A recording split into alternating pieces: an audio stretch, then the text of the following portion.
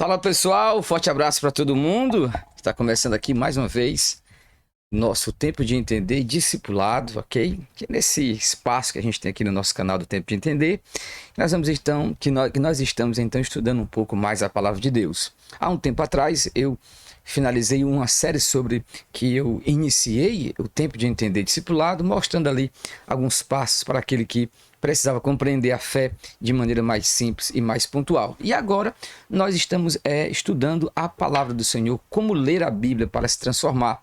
Foi o primeiro vídeo e agora nós vamos hoje para um tema muito importante, que é como estudar a Bíblia pura e simplesmente, ok? Mas desde já, deixa eu agradecer a você pelos comentários, pela participação, por aquele feedback que eu sempre tenho recebido de pessoas que têm dito que têm sido grandemente abençoadas pelo estudo da Bíblia, pelo ensino da palavra, por intermédio aqui deste canal, por intermédio deste que vos falo, ok? Eu fico muito feliz, porque sempre quando vem esse feedback, quando há esse retorno, nós podemos perceber aqui a dimensão de como Deus quer nos usar, para onde Ele quer nos dirigir, e isso é muito bom, isso tem sido uma satisfação muito grande para mim, ok?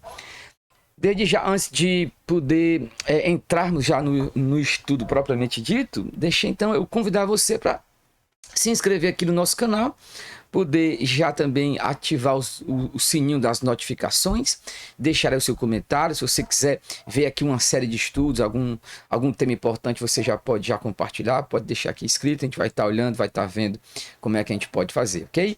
Então, povo de Deus, para esse primeiro momento, queria compartilhar com vocês uma palavra de um devocional que eu fiz há algum tempo, que marcou muito o meu coração. Abra comigo aí sua Bíblia, antes de nós chegarmos aqui para esse tempo de estudo bíblico, ok? Deixa eu logo levar para a gente aqui para a nossa tela de estudos. Vamos para o livro ali de Jeremias, que é um texto aonde eu tenho já, por vezes, percebido que ele já está se cumprindo de maneira muito real na nossa sociedade e principalmente dentro do seio do movimento evangélico, ok? E para algumas pessoas isso já é muito real já. Mas é Jeremias 6, que é um texto muito interessante. Aqui meu suor aqui, mas vamos lá. Jeremias 6, ele vai dizer assim. Eu estou lendo aqui na versão da Almeida século XXI, que diz assim: a quem falarei e testemunharei para que ouçam? Os seus ouvidos estão fechados e eles não conseguem ouvir. A palavra do Senhor se tornou desprezível para eles e nelas não tem prazer, ok? Esse texto, muito forte para a gente, ele evoca aqui uma situação onde a palavra profética chegou para a nação de Israel. E por vários motivos eles desprezaram a palavra de Deus, não tinham mais prazer em ouvir e em meditar naquilo que era as coisas do Senhor. E eu sempre pontuo de maneira clara que esse momento de desprazer da Bíblia, de desprazer da palavra, reflete muito essa condição espiritual a qual o próprio Jeremias já viveu lá ali no seu tempo. Então essa série de estudos que eu estou aqui trazendo a palavra é para ver se a gente consegue retomar essa vontade, este desejo de conhecer mais as Escrituras, de aprofundar o nosso entendimento na palavra de Deus, de modo que venha a ser não simplesmente sobrenatural, mas sobrenatural, profundo para nós, transformador. Então, no primeiro estudo, que foi lendo a Bíblia para transformar-se, nós trouxemos princípios para que você pudesse compreender aquele momento da leitura da Bíblia, lendo as Escrituras, procurando dentro dela, para que à medida em que você conhece a palavra, você venha a se aprofundar no conhecimento. E este conhecimento que traz essa graça de Deus para a gente, poder transformar o nosso coração numa profundidade maior, que é o projeto de Deus de nos tornar semelhantes a Cristo Jesus.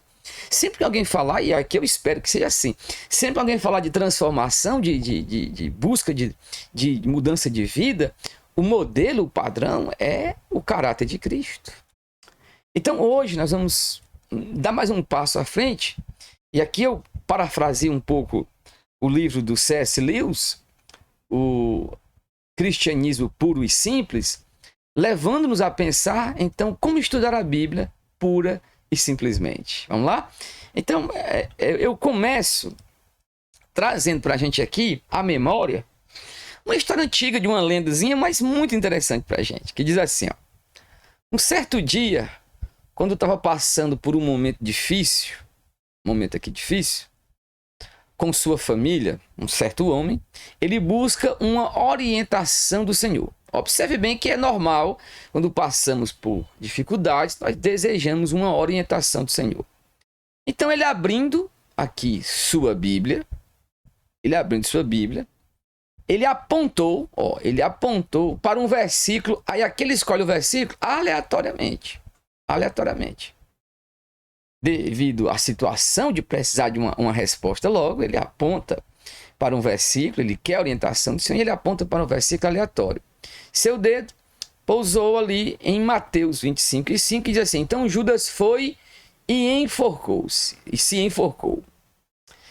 Esse certo homem fica intrigado com as instruções, mas ainda faminto, ó. Veja aqui a expressão, mas ainda faminto por uma palavra de Deus, ele decide recomeçar. Veja aqui a questão. Ele decide recomeçar. E ele virou para a outra parte, seus olhos pousaram ali em Lucas e diz, vá e faça o mesmo. Aturdido, mas atribuindo isso à coincidência, o homem decidiu dar ao seu método uma última chance. Aí veja aqui a expressão, ó, dar ao seu método aqui uma última chance. Ele fez uma oração rápida, ele virou a página e colocou o dedo em João 13:27. E lá, olhando para ele, havia uma ordem de Jesus. O que você está prestes a fazer, faça, mas faça-o rapidamente. Então veja bem, essa aqui é uma anedota, é uma piada, é uma lendazinha tranquila, para mostrar como muitos se relacionam com a Bíblia Sagrada. Qual é o relacionamento de muitas pessoas? Nas nossas vidas, nós precisamos de orientação real. Agora, existem dificuldades que aparecem para nós, existem situações que precisam de respostas, e nós, às vezes, nos vemos numa total desorientação que nos leva a vivenciar um relacionamento com a Bíblia a partir de um método de busca de orientação de Deus que não é o mais recomendável, que é o método de tomar a sua Bíblia dessa forma e dizer, não, esta é a palavra de Deus, parte do princípio correto, então o que está escrito é para mim, então eu vou lá e abro. E aí onde eu colocar o meu olho aqui, uma pessoa certa vez disse que o dedo esquerdo era o dedo errado e o direito é o dedo onde Deus fala, né? O sim e o não, parece que era mais ou menos assim. Você olha aqui e procura. O ponto aqui dessa anedota para a gente é que esse não é o método de verdade de buscarmos a orientação do Senhor. Então veja bem, nós sabemos que isso aqui é uma anedota bem humorada, mas ilustra de verdade um ponto sério. É fácil fazer mau uso da Bíblia.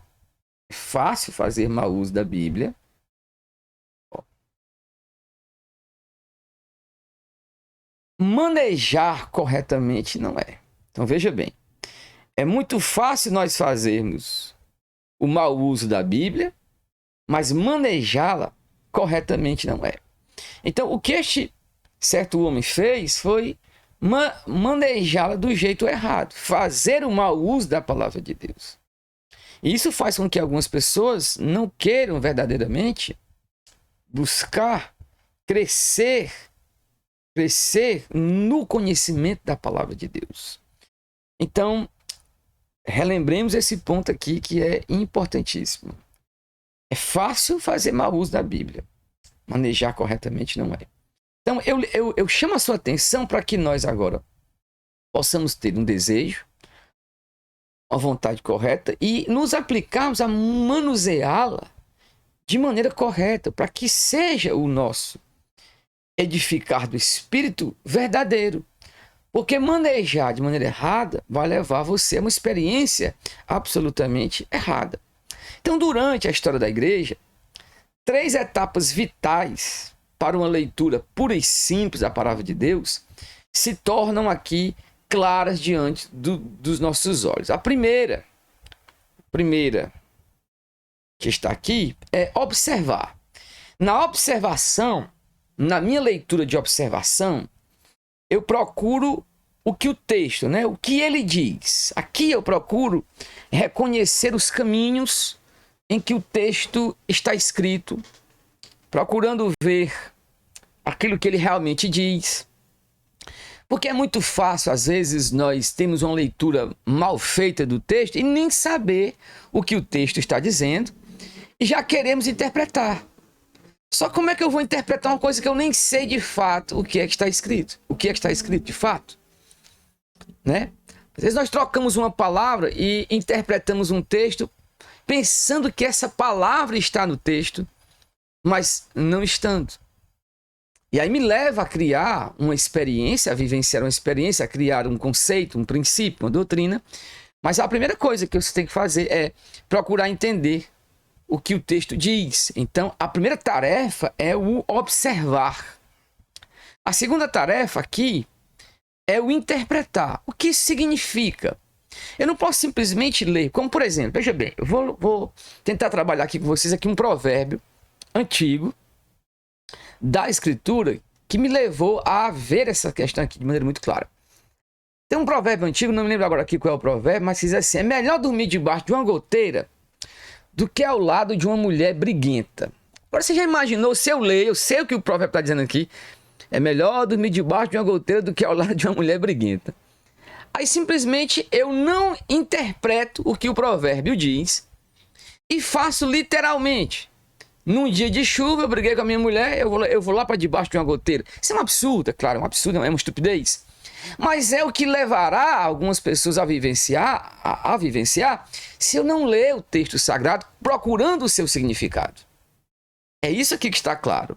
Então, nesse terceiro ponto, eu interpreto, porque eu procuro saber o que o texto significa. E depois, aplicar. Então, os 3 movimentos, o movimento vem de maneira clara, ele começa aqui, no observar, a seta indicando para o interpretar e agora para o aplicar, chegando aqui no aplicar. Porque o aplicar é como eu devo responder a esse texto na minha vida. Por quê? Porque todo texto me faz uma pergunta. Todo texto da Bíblia me interpreta, me exige alguma coisa, faz promessas para mim. Lembremos que a palavra de Deus é a ação comunicativa de Deus. Em toda a Escritura, Deus está se comunicando conosco, está falando conosco, está trazendo ao nosso coração verdades profundas que requer de nós essa atitude, essa resposta. Então, observar o texto, interpretar o texto e aplicar o texto sagrado, que é o como eu devo responder, o que eu vou fazer depois que eu entendi isso aqui, que eu observei, que eu interpretei, como é que eu devo agir, certo? Então, o nosso estudo vai caminhar procurando vivenciar cada etapa dentro do seu momento importante para a gente. Observar. O primeiro passo aqui é a observação. A observação. Ou talvez melhor, a nossa compreensão. Sempre que abrimos a palavra de Deus, nossa tarefa mais fundamental é simplesmente, a tarefa fundamental aqui, é simplesmente ver o que está lá. É notório que há uma ignorância com relação ao texto bíblico. Há uma ignorância muito grande com relação ao texto bíblico. Saber o que a Escritura diz. Eu faço isso aqui com os meus alunos no curso do Teologia Sem Pressa, e eu lhes pergunto, alguém aqui sabe me dizer a história bíblica, o desenvolvimento da história? Poucos sabem como é que se acontece o desenvolvimento da história bíblica.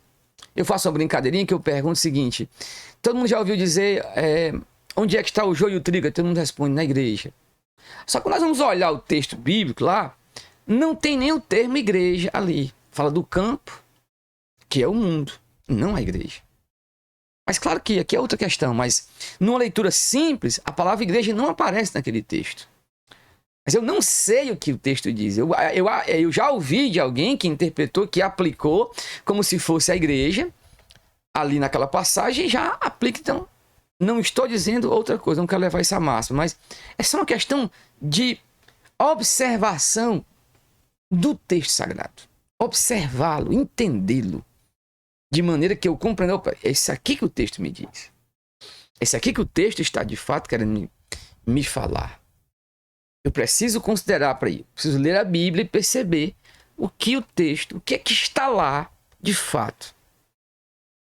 Essa primeira questão, ela resolve já muitas coisas. Por quê? Porque se por um momento eu não sei o que o texto diz, eu posso iniciar uma interpretação absolutamente fracassada já. Porque eu não sei o que o texto diz. Eu não sei o que é que está escrito ali. Por exemplo, como vários textos que nós vimos versículos surgirem da cabeça das pessoas porque elas não sabem o que o texto diz, né?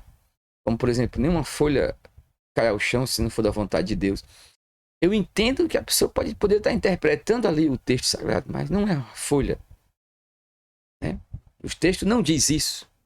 Ou que ele jogou os nossos pecados no mar do esquecimento. Eu não me lembro se tem esse texto na Bíblia.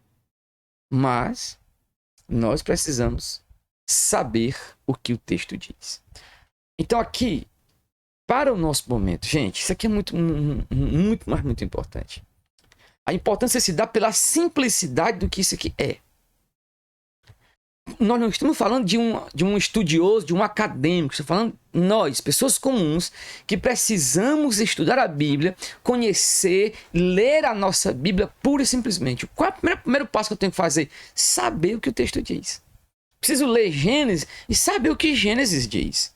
Se eu quero ler, por exemplo, Mateus, se eu quero saber o que tem em Mateus e entender, preciso ler Mateus e entender a conexão real. Compreender o que o texto de Mateus diz e o que ele não diz, porque pode ser que eu tenha uma concepção de João, pense que está em Mateus e não está. Eu posso imaginar uma coisa que existe em Gênesis e não está em Gênesis. Então a primeira coisa é observar o que é que o texto diz, o que é que está lá. Então leia observando, leia para saber o que é que está lá na sua Bíblia, ok? E o terceiro ponto, já para a gente caminhar nessa profundidade, vai então no seguinte ponto. A boa notícia é que a observação não é complicada. Isso aqui é que é a boa notícia mesmo, né? Porque ler o texto não é complicado. Ela consiste principalmente em ler. Atenta e cuidadosamente, para reunir, a palavra-chave aqui é reunir os fatos básicos de quem, o que, onde e quando. Essas 4 palavrinhas que eu preciso destacar de outra maneira, mas são os fatos de quem, o que, o onde e o quando. Na leitura de observação, eu destaco o que, ou quem, o que, onde, quando. Eu sei o que o texto diz, né? Boas perguntas a ter em mente incluem. Então vamos lá. A boa notícia é que a observação não é complicada. Consiste principalmente em ler atenta e cuidadosamente para reunir os fatos básicos de quem, o que, onde e quando. Aí, boas perguntas me levam a ter em mente quem está falando ou escrevendo. Quem está falando ou escrevendo? Então, se eu vou ler Gênesis, eu pergunto, quem escreveu Gênesis? Moisés. Para quem ele está falando ou para quem ele está escrevendo? Ó, falando, escrevendo. Então, eu sei que Moisés está com o povo de Israel. Então, ele está escrevendo para o povo de Israel. Quem são os personagens principais dessa história? Eu lendo Gênesis, eu percebo que, se eu pegar aqui os primeiros capítulos, eu percebo Adão e Eva como os personagens principais daquela história. Temos humanos, Adão e Eva, Caim e Abel. Aí eu vou para até o texto de Noé. Aí Noé eu tenho a história de Abraão, depois de Abraão eu tenho a história de Isaac, Jacó, ali as 12 tribos, né? Aí só que de Isaac, Jacó tem um personagem fantástico, que é o José.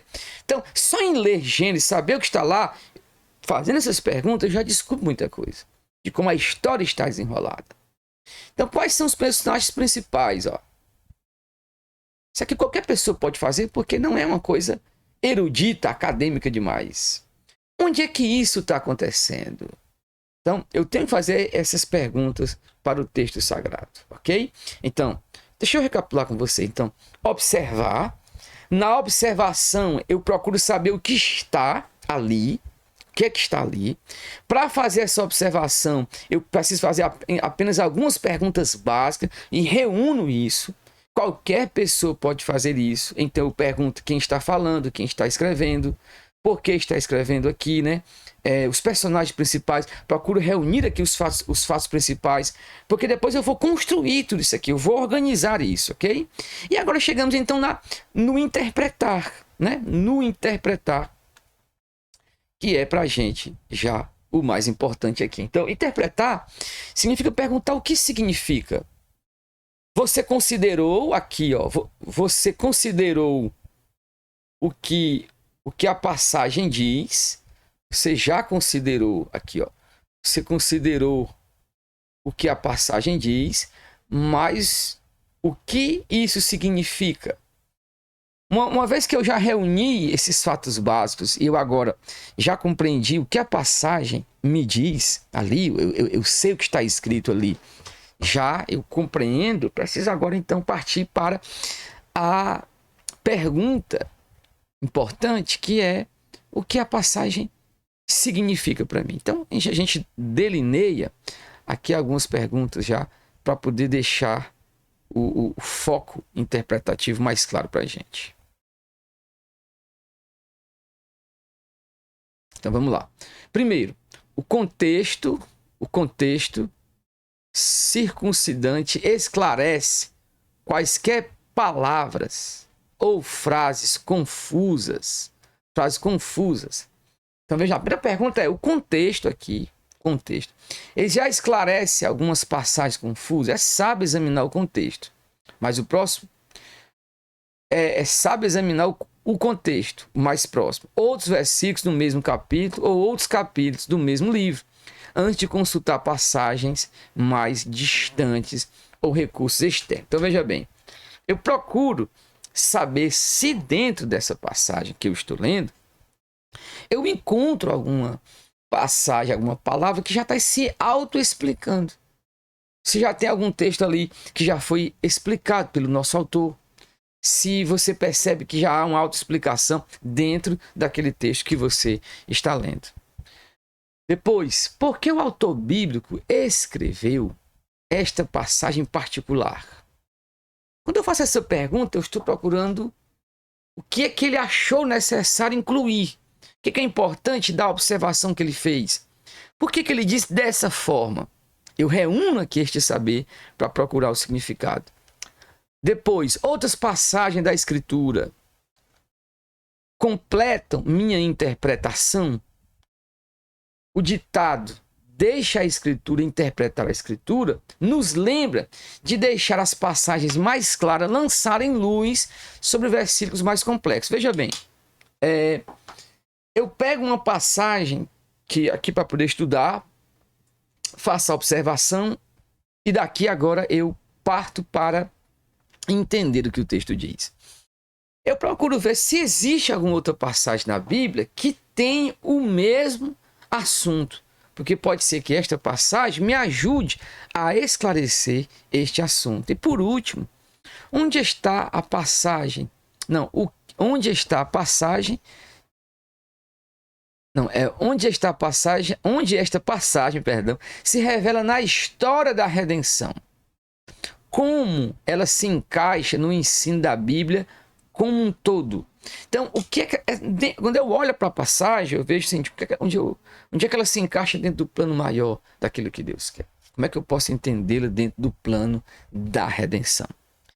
Aí aqui não é fácil exatamente descobrir tudo na hora, mas o processo de interpretar leva você a crescer em entendimento da palavra de Deus, ok? Então, por último, agora chegamos então à aplicação. Como responder? Então, depois de observar e interpretar, vem a aplicação. Este é o objetivo final, do estudo. Ele é o objetivo final do estudo. Nas duas primeiras etapas, você estuda o texto, agora o texto estuda você. Porque, como eu falei, toda passagem da Bíblia leva você a responder. É a mão do Pai tocando na sua e lhe chamando para viver aquilo que ele tem colocado em sua palavra para ti. Então, parar prematuramente antes de aplicar o que você observou e interpreta é como mastigar sem engolir. E aqui, gente, como é importante esse ponto? Porque é o que eu vejo, muita gente quer saber o que os textos dizem, procuram comentários, compram comentários, assistem muitas coisas, mas não aplicam para as suas vidas. Elas mastigam, mas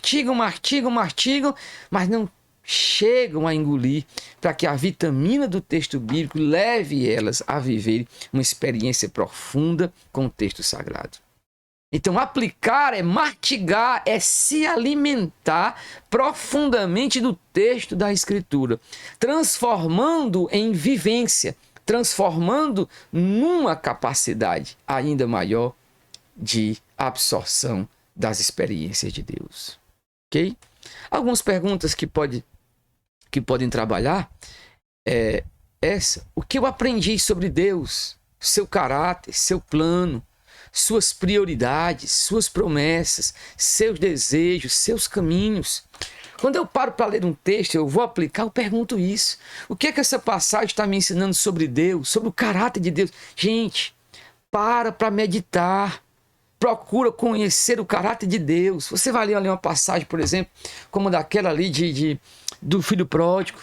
Não olha só o filho pródigo, pergunta sobre o caráter de Deus, qual era o plano de Deus naquele texto, o que ela revela sobre a promessa de Deus, sobre as prioridades de Deus, sobre o que Deus anseia para nós, quais são os seus caminhos.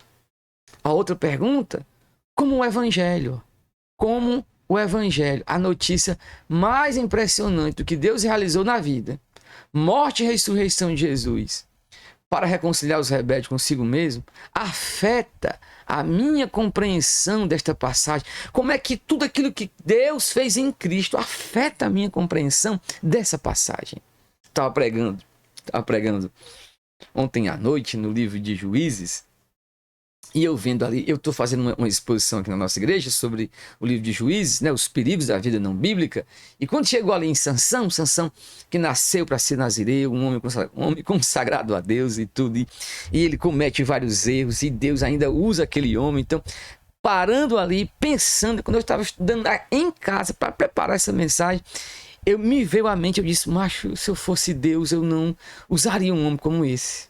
Mas ao mesmo tempo, essa pergunta, como é que o Evangelho, tudo aquilo que Deus realizou para nos reconciliar com Cristo, afeta a minha compreensão dessa passagem? Gente, é que Deus está fazendo tudo isso por nós. Apesar dos nossos pecados, Ele morre por nós na cruz. Ele pode usar Sansão, apesar dos seus pecados. Nós não somos Deus. Nós agiríamos com uma justiça muito grande, mas Deus olhou para nós e não age com essa justiça sobre nós. Ele agiu em Cristo. dando-nos agora sua graça para nos restaurar. Então, veja como é que o evangelho afeta a minha vida. Na leitura, na aplicação dessa passagem. Eu olho para Sansão e vejo, Sansão sou eu. Deus sempre faz isso conosco. Ele quer trabalhar assim. Então ali eu já vi Sansão como um amigo. E eu pior do que Sansão, porque eu julguei. Só o evangelho para ter essa misericórdia de nós. Glória a Deus nas maiores alturas pelo dom do seu evangelho de amor. Então, o evangelho afeta a compreensão das passagens bíblicas e me leva, e ele ilumina a minha leitura da palavra. Depois, como preciso mudar? Como preciso mudar o meu modo de pensar ou viver com base no que eu aprendi? Eu aprendi muito com Sansão nessa exposição, a não agir segundo o meu desejo, mas sim segundo o princípio do chamado de Deus, a ter um estilo de vida inclinado àquilo que Deus quer. Então, quando eu leio a passagem, como é que ela afeta o meu modo de pensar ou viver com base no que eu aprendi? E aí me leva como devorar à luz dessa passagem. Gente, isso aqui é extraordinário. Qual é a oração que brota da leitura desse texto? Eu li, eu entendi, eu compreendi. Como é que eu devo orar agora? A Bíblia afeta o nosso modo de orar. Existe encorajamento ou promessa aqui que eu preciso meditar? Lendo o texto, existe uma promessa? Há uma palavra de exortação me encorajando para que eu medite? Quais as implicações que essa passagem tem para a maneira como eu me envolvo com os meus amigos incrédulos? Como é que essa passagem me leva a vivenciar com aqueles que estão perto de mim que não estão na igreja? Como esta passagem se aplica a meus irmãos e irmãs em Cristo? Como isso fala a nossa vida juntos como igreja? Essa deve ser a nossa busca da nossa interpretação bíblica. Querido, eu te convido agora para se lançar. Mergulha na palavra de Deus. Mergulha, procura conhecer, procura meditar, procura se debruçar sobre o texto sagrado. Deus quer falar com você, Deus quer mudar a sua vida. Não é tempo mais de vivermos uma vida de superficialidade, distante do Senhor. Pelo contrário, é tempo de nós nos debruçarmos sobre a palavra, porque nela nós encontramos prazer. Nela nós encontraremos transformação para a nossa vida. É buscando a palavra de Deus em nosso coração. É buscando o conhecimento das Escrituras Sagradas. Deixa eu orar pela sua vida agora. Senhor nosso Deus, eu te peço, ó Pai, pelo amor com que o Senhor nos amou, nos ajuda a te conhecer em Tua Palavra. Serve o nosso coração com a Tua Palavra, Pai. Transforma vidas. Em nome de Cristo Jesus. Amém.